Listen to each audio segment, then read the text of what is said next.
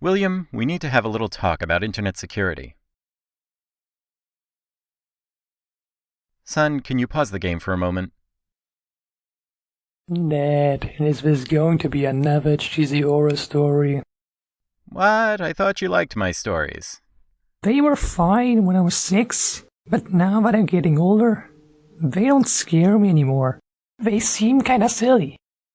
If you are going to make a story about the internet, can you make it really, really scary?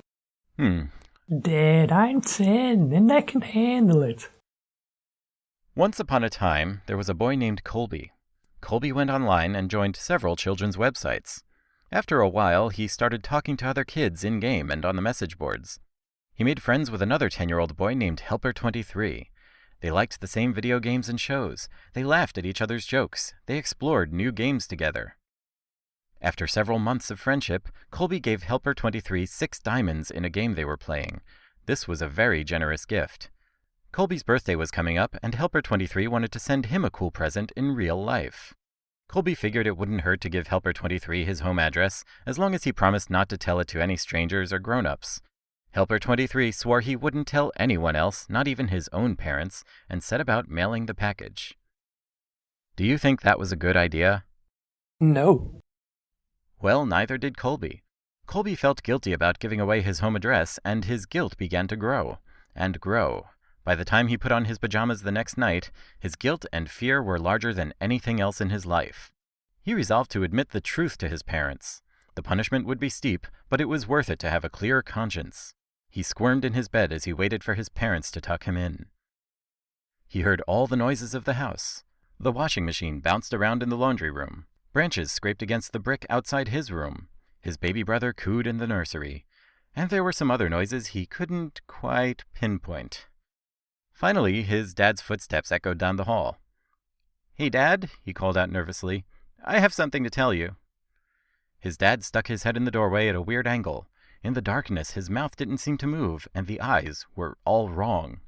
"Yes, son?" The voice was way off, too. "Are you okay, Dad?" the boy asked.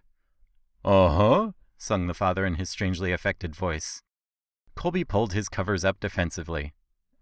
Is Mom around?" "Here I am." Mom's head popped into the doorway below Dad's. Her voice was an unnatural falsetto. "Were you about to tell us that you gave our home address to Helper23?